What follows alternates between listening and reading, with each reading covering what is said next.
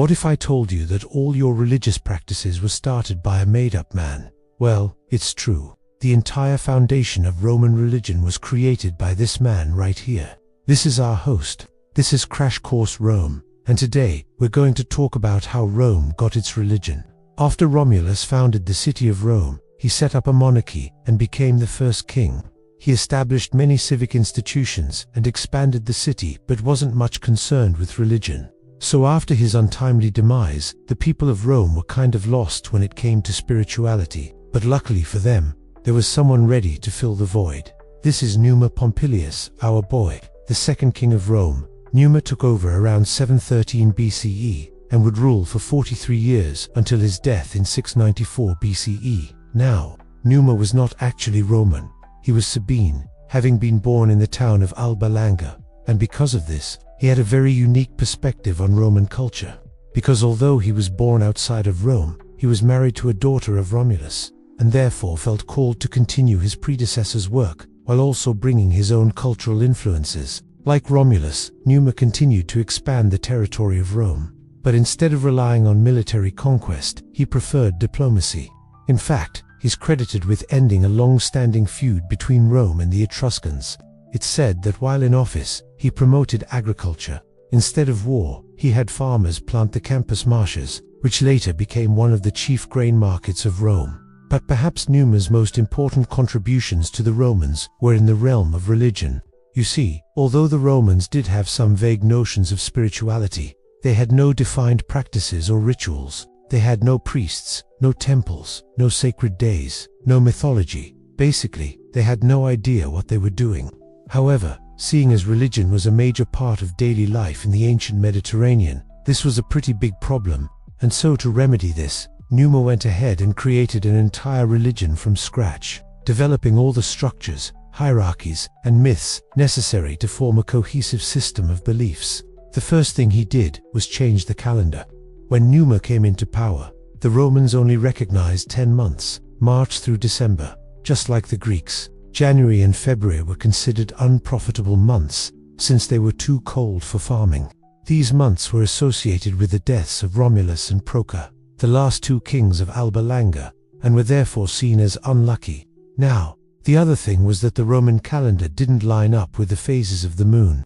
This caused problems with agriculture, since farmers needed to know when certain plants should be planted or harvested based on the lunar cycle. Now, to fix these issues, Numa created a lunar-solar calendar that consisted of 12 months, which included January and February, and whose months alternated between 29 and 30 days to better align with the moon cycles. The months were also named after important deities.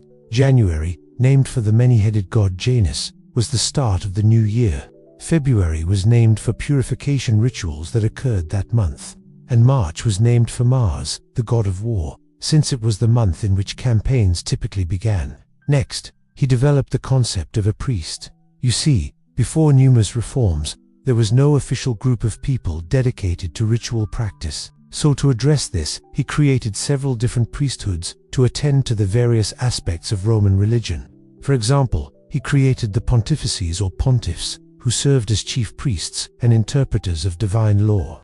He also created minor priesthoods as well. The flamens were priests of the 12 major gods and oversaw their cults. And then there were the augurs, who interpreted the will of the gods through the observation of natural signs, like the flight of birds or the configuration of livers of sacrificed animals. And finally, there were the haruspices, who were in charge of interpreting the entrails of sacrificed animals. We can learn about these religious practices by reading the books of sacrifice or the ritual handbooks used by the priests. The earliest one was the Rituum Romanorum, or Customs of the Romans, which was written by a pontiff named Marcus Porcius Cato, who lived sometime during the 2nd century BCE. The book explained proper conduct in matters of religion, including the order of sacrifices and instructions for the priests. It covered a lot of topics, too, such as funeral rites, the use of omens, and the procedures for expiating offenses against the gods. According to legend, the book was lost in a fire, but was later rewritten by another pontiff, the aforementioned Marcus Terentius Varro. While these sources are invaluable, we have to remember that they were written down centuries after Numa's death. Therefore, Some scholars think that they may have embellished or invented certain details. For example, historians believe that the Vestal Virgins may have been established by Numa, but not necessarily during his reign. Regardless, he's given credit for establishing a number of Roman cults, including the cult of Vesta, the goddess of the hearth, and her attendants, the Vestal Virgins. The Vestal Virgins were priestesses who were selected at a young age and committed to 30 years of service, during which time they could not marry or have children. Their duty was to tend to the sacred fire in the temple of Vesta, which was believed to be the center of the Roman state. If the fire went out for any reason, it was believed that the entire city would suffer calamity, and so it was the virgins' highest priority to keep it burning. They also practiced divination and performed various other religious tasks. It's also said that there was a sacred grove near the Tiber River where the Vestals conducted secret rituals. Sometime during Numa's reign, he built a temple to the two-faced god Janus, who symbolized both war and peace. The temple was circular, which represented its association with the cyclical nature of war and peace. During times of conflict, it was decorated with red, and war was declared from its steps. However, when the army returned home, the decorations were changed to green, and peace was restored. Now, besides building the Temple of Janus, it's said that Numa commissioned the construction of many other temples. Some were simple shrines to honor local deities that were brought into Rome during its expansion. Others were grand buildings dedicated to more abstract concepts like the aforementioned Temple of Vesta. The process of building a temple in Rome was quite intricate. It was believed that the site of the future temple was chosen by the soothsayers, or haruspices, by means of haruspicy, or the reading of animal entrails. Once the site was determined, the next step was to bring materials from the client state to the river Tiber. Then the materials were floated across the river on rafts and taken to the building site. The temple itself was constructed of wood, stone, or marble, and was usually raised on a platform with steps leading up to it. It was also commonly adorned with statues of the deity it represented. However, we can't talk about the construction of Roman temples without mentioning the Roman architectural innovation known as the groin vault, or the intersection of two barrel vaults. Scholars believe that the Romans learned how to build groin vaults from the Etruscans, since we can find examples of the technique being used in tombs in the Etruscan city of Orvieto. In any case, the Romans employed the technique in many of their temple constructions, giving them a more spacious interior and allowing for larger areas to be covered without the need for support columns. One temple that featured a groin vault was the Temple of Bellona, the goddess of war, which was located on the Palatine Hill.